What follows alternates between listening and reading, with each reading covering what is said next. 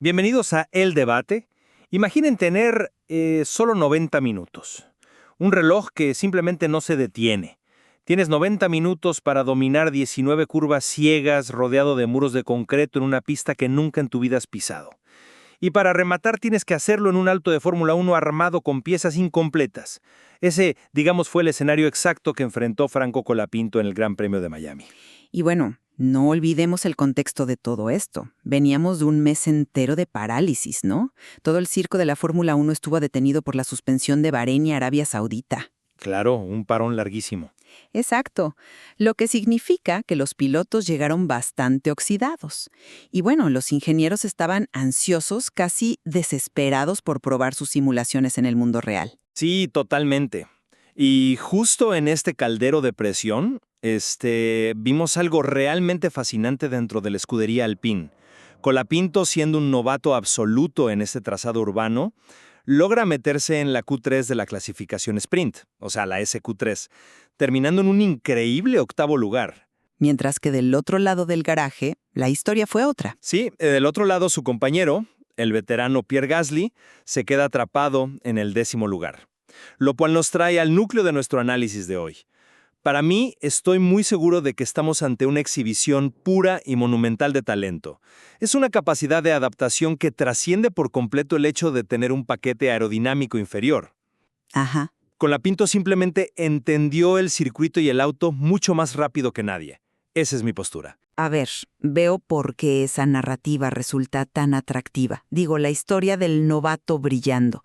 Pero yo estoy convencida de que hay que abordarlo desde un ángulo distinto. Te escucho. Si miramos fríamente la telemetría y el comportamiento físico de los autos, ese resultado no es la clásica victoria de David contra Goliat, que parece ser a simple vista. En el estricto contexto del formato sprint, no tener las actualizaciones más complejas del equipo fue paradójicamente la mayor ventaja estratégica de Colapinto. Ventaja. Sí, ventaja. Le dio una plataforma estable y predecible, mientras que Gasly básicamente se convertía en un laboratorio rodante para el equipo. A ver, detengámonos ahí un segundo. Ventaja estratégica, tener un auto que es objetivamente más lento según los datos del túnel de viento. Es que no es tan lineal. Pero espera, déjame poner los datos sobre la mesa. Alpine llegó a Miami con 6 actualizaciones clave, todas aprobadas por la FIA. Por ser el piloto número 1, Gasly recibe las 6 completas. Colapinto solo recibe 4. A Gasly le montan, entre otras cosas, el nuevo endplate del alerón trasero. Que es una pieza complejísima, claro. Exacto. Y en teoría eso se traduce en más carga aerodinámica, o sea, más velocidad en el paso por curva. Entonces, ¿cómo es que darle el mejor material técnico al piloto veterano se convierte de repente en una excusa para que el novato lo supere? Bueno, porque en la Fórmula 1 moderna, un auto que es más rápido en el túnel de viento no es más rápido en la pista real hasta que el piloto entiende exactamente dónde está el nuevo límite. Ajá. Y ese límite cambia radicalmente cuando modificas el flujo de aire trasero. Hablemos de cómo funciona realmente ese end plate nuevo, porque no es solo un pedazo de fibra de carbono vertical puesto ahí de adorno en el borde del alerón. No, por supuesto que no. Su función principal es controlar los vórtices de aire sucio que se desprenden de las puntas del ala. Tiene que redirigir todo ese flujo hacia el difusor inferior. Claro, altera toda la estructura de presión en la parte trasera del coche. Exactamente. Y al alterar esa presión, el centro aerodinámico del auto migra, se mueve. Entonces, cuando Gasly pisaba el freno al llegar, digamos, a la curva 11 o a la 17, el auto ya no se comportaba como lo venía haciendo en las primeras 3 carreras del año. Era un comportamiento nuevo. Totalmente nuevo. La saga del coche de repente era mucho más responsiva, sí, pero también mucho más nerviosa. Y esto dura hasta que los ingenieros logran encontrar el ángulo preciso de inclinación de ese alerón. Sí, pero tienen las prácticas para eso. Ese es el punto. Para encontrar ese ángulo necesitas recopilar muchísimos datos de correlación. Necesitas rodar a velocidad constante, hacer ajustes larguísimos en los pits, volver a salir. Y recuerda, tienes solo 90 minutos en la única práctica libre. Gasly tuvo que sacrificar la búsqueda de su propia confianza en las frenadas para poder hacer el trabajo de ingeniería básica del equipo. Entiendo perfectamente la física de los vórtices y esto de la migración del centro de presión, pero sinceramente creo que estás subestimando muchísimo la carga cognitiva de lo que estaba haciendo Colapinto del otro lado del garaje. No lo subestimo, solo lo pongo en perspectiva. Pero piénsalo así. Sí, es cierto, Gasly tenía que aprender a usar un alerón nuevo, pero Colapinto tenía que aprender un circuito entero desde cero. Miami no es un circuito permanente tradicional donde si te equivocas te sales a la grava, das la vuelta y regresas. Es un circuito urbano, claro. Exacto. Tienes la chicana de las curvas 14 y 15, ahí justo debajo de los puentes, donde si llegas a calcular mal la entrada por, no sé, 5 centímetros, destrozas completamente la suspensión contra un muro ciego. El margen de errar ahí es literalmente cero. A ver, yo no le quito mérito a su rápido aprendizaje de la pista, es admirable. Pero Pero déjame terminar el punto sobre el monoplaza, porque tampoco es que Colapinto estuviera manejando un auto viejo idéntico al de las carreras anteriores. Él también recibió una actualización técnica masiva ese fin de semana. Le dieron un chasis completamente nuevo. bueno, pero fíjate que ese es precisamente el corazón de mi argumento. Ese chasis nuevo es la clave absoluta de por qué su auto era tan dócil en la pista. ¿Dócil? A ver, tener que reiniciar todas tus sensaciones de rigidez torsional porque el esqueleto mismo de tu auto es nuevo, no es sinónimo de tener un auto dócil. El piloto tiene que redescubrir cómo flexiona el auto al atacar los pianos a alta velocidad. Es que no es solo un tema de rigidez torsional. Tenemos que explicar por qué Alpine decidió cambiar ese chasis en primer lugar. El material técnico que publicó el equipo confirmó que este chasis de última fabricación era la respuesta a un problema crítico que arrastraban. El sobrepeso, claro. Exacto, el sobrepeso. El chasis anterior de Alpine tenía un exceso de masa considerable y a Franco le entregaron esa semana una versión significativamente más ligera. ¿Y cómo funciona la física del peso en un circuito ratonero como Miami? Bueno, menos masa total significa menos inercia. Menos inercia que controlar en los cambios de dirección rápidos, sobre todo en los sectores 1 y 2. Sí, o sea, reduces drásticamente la transferencia de peso transversal. Totalmente. Y hay un factor aún más crítico. Menos peso significa menos carga térmica sobre los neumáticos Pirelli. Miami tiene un asfalto muy, muy particular, que es extremadamente abrasivo en cuanto te sales de la línea de carrera. Sí, patina muchísimo. Ajá. Entonces, al tener un chasis más liviano que por fin lo acercaba al peso mínimo reglamentario, el auto de Colapinto automáticamente gestionaba mucho mejor la temperatura de las gomas traseras. Así que si lo resumimos de forma objetiva, Gasly tenía una mejor aerodinámica, que volvía el auto impredecible y nervioso en la zona de frenada. ¿Y Colapinto? Mientras que Colapinto recibió una mejora mecánica, este chasis ligero, que volvía el auto inherentemente más predecible y además le cuidaba más las llantas. A ver, me parece una lectura fascinante de la ingeniería del auto. Pero creo que toda esta analogía de la ventaja operativa se rompe por completo cuando miras la dinámica pura de la sesión de clasificación. ¿Por qué lo dices? Déjame ofrecerte una perspectiva distinta, con una analogía. Piensa en esto como si tuvieras a dos meseros corriendo a toda velocidad por un restaurante muy concurrido, ambos con una bandeja llena de vasos de cristal. Ok, te sigo. A Gasly le diste una bandeja nueva, ¿no? Súper aerodinámica, de alta tecnología, pero al dársela le cambiaste el centro de gravedad. Y sí, claro, que tiene que descubrir dónde resbala. Pero a Colapinto le diste una bandeja un poco más ligera, sí. Pero él jamás en su vida había caminado por ese restaurante. Bueno, pero O sea, no sabe dónde están las mesas, no conoce dónde están los desniveles del piso.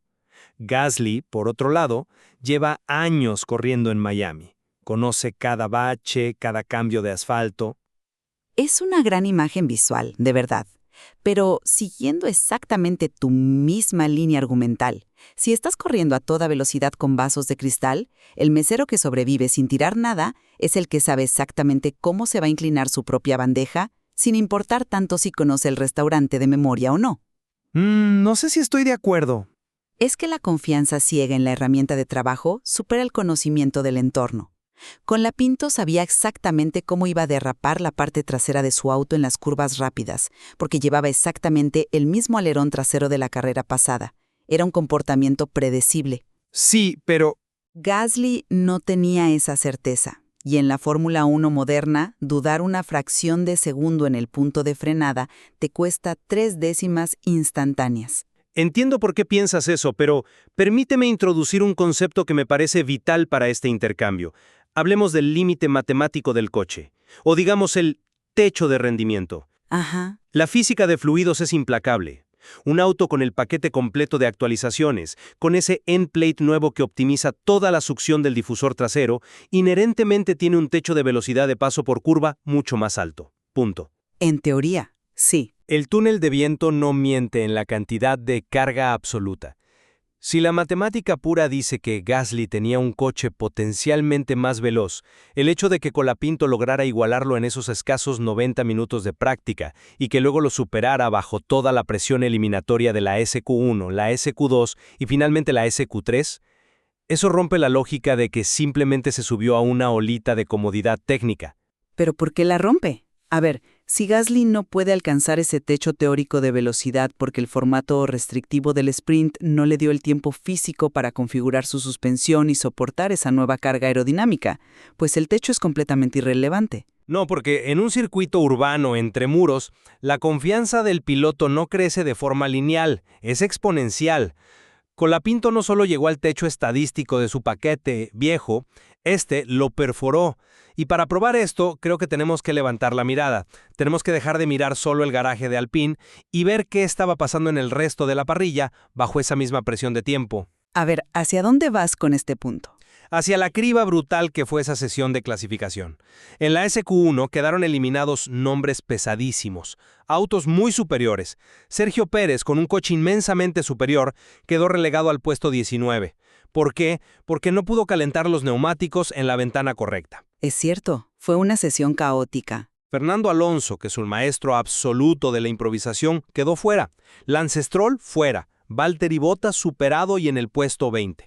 Y mientras todos estos veteranos experimentados naufragaban en la falta de adherencia de una pista verde, Colapinto iba progresando. Pasó la SQ1 sin problemas. En la SQ2 bajó sus tiempos nuevamente, se metió sigilosamente al top 10, terminó compartiendo fila en la Q3 nada menos que con Lewis Hamilton.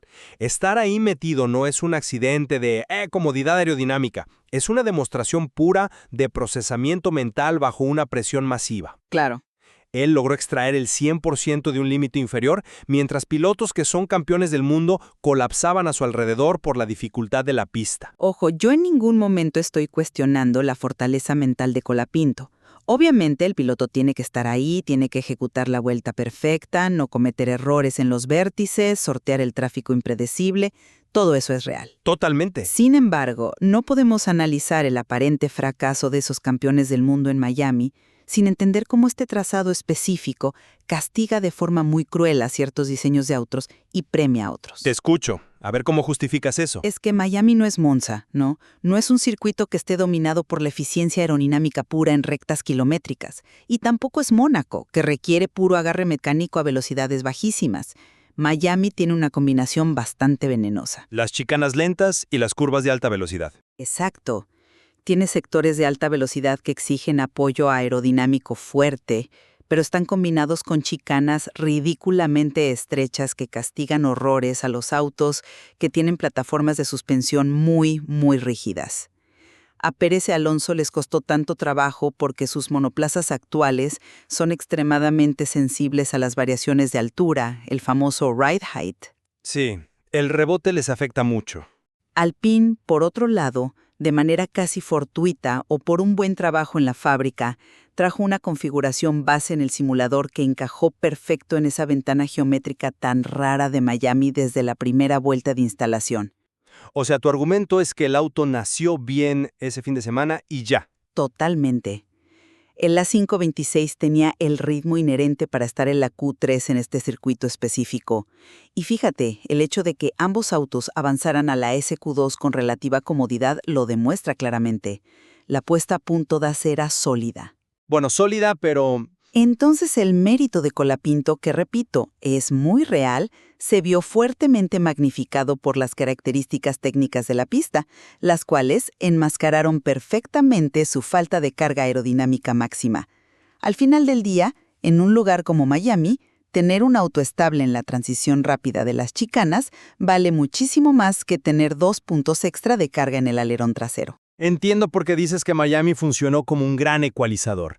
Es cierto que la pista castiga muchísimo la rigidez extrema, pero sigo sin comprar la premisa de que Colapinto simplemente capitalizó un golpe de suerte con la configuración de base del equipo. No es suerte, es correlación de datos. Llámalo como quieras, pero esto me lleva a la segunda parte de mi argumento. Gasly es un veterano de probadísima experiencia, es un ganador de grandes premios. Incluso si el end plate nuevo volvía el auto súper nervioso en la entrada de las curvas rápidas, Gasly tiene un repertorio técnico enorme para lidiar con eso. Ajá. Puede alterar la distribución de frenada en el volante curva a curva, puede modificar la apertura del diferencial, puede jugar con el mapeo del freno de motor para estabilizar la saga en las frenadas. Que a pesar de tener todas esas herramientas a disposición de un piloto veterano, un novato en una pista desconocida logre clavar un mejor tiempo, para mí habla de una diferencia de talento puro ese viernes. A ver, esa visión me parece un tanto injusta con el complejo proceso de ingeniería que estaba llevando a cabo Gasly. ¿Has considerado lo que realmente significa para un equipo de Fórmula 1 el concepto de desarrollo de un fin de semana? Pintó en esa única práctica libre. Gasly estaba compitiendo contra el reloj de desarrollo de toda la escudería Alpine de cara a las próximas 10 carreras del calendario. Pero a ver, la Sprint Quali no es una práctica libre, es una sesión oficial que define posiciones de salida. Es cierto, pero Gasly tenía que jugar el juego a largo plazo. Y esto es fundamental para entender la dinámica corporativa dentro de la escudería. Flavio Briatore y toda la cúpula directiva de Alpine han sido muy claros públicamente.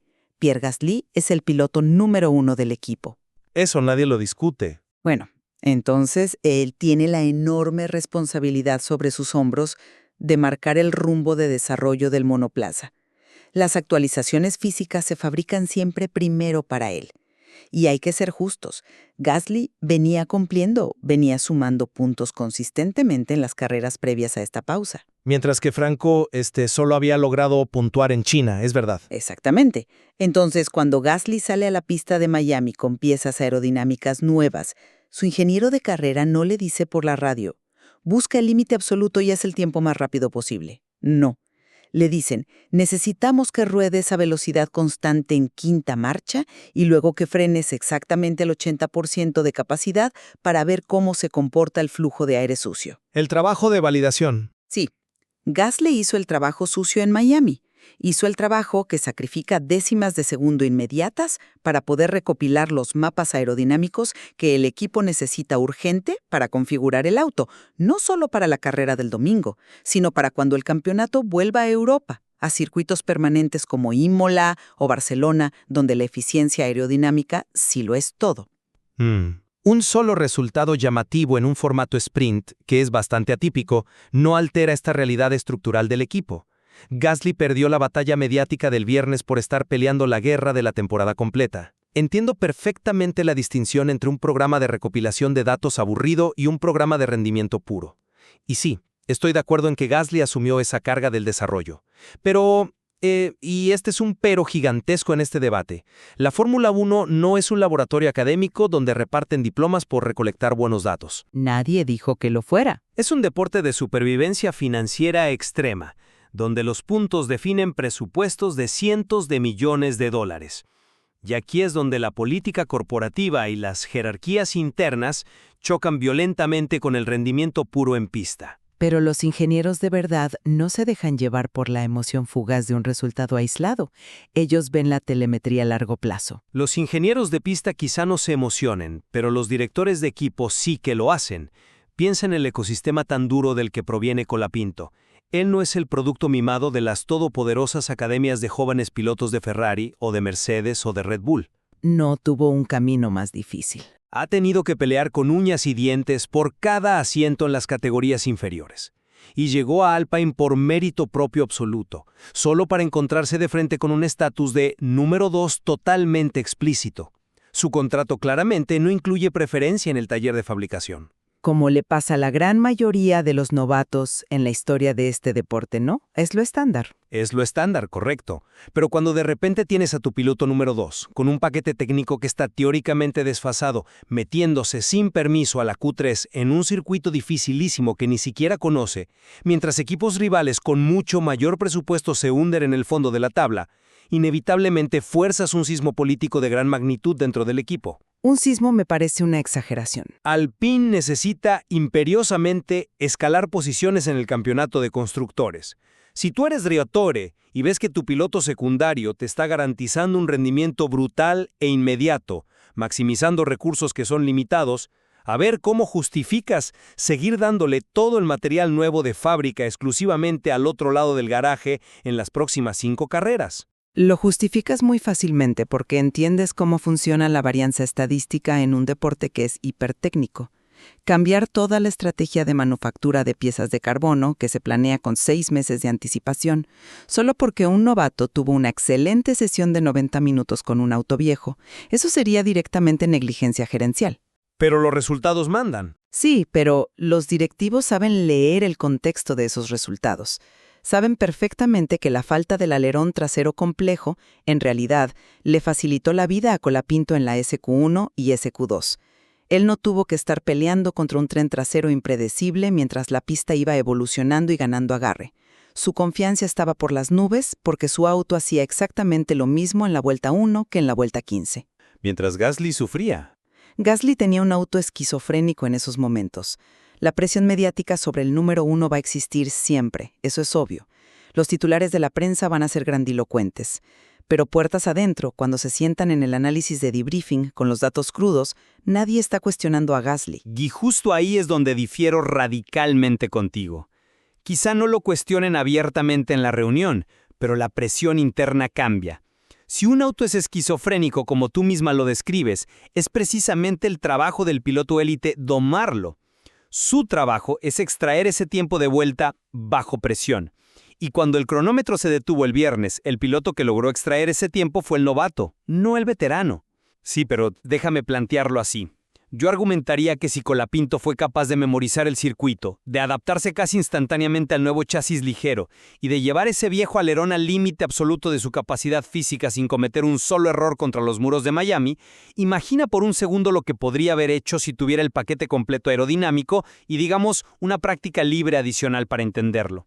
Estaríamos hablando de un sólido top 5, no solo de un top 10. O quizás, y esto es igual de probable, si hubiera tenido el paquete aerodinámico completo y solo 90 minutos para intentar configurarlo, se habría estrellado en la curva 14 por un brote repentino de sobreviraje causado por un vórtice impredecible de ese nuevo endplate. Bueno, eso nunca lo sabremos.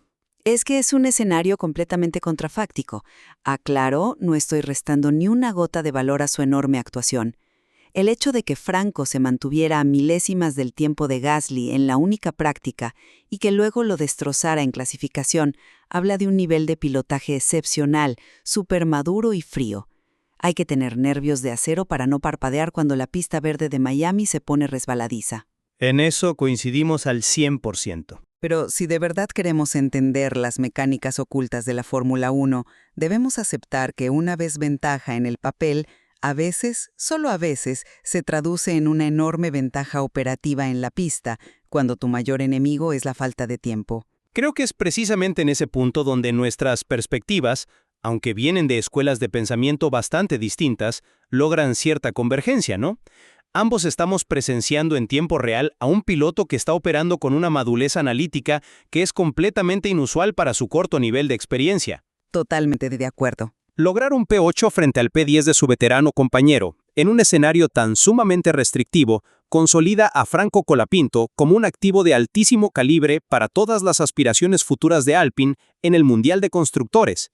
Ha demostrado que el equipo ahora tiene 2 puntas de lanza, ya no solo una. Sí, completamente de acuerdo en eso.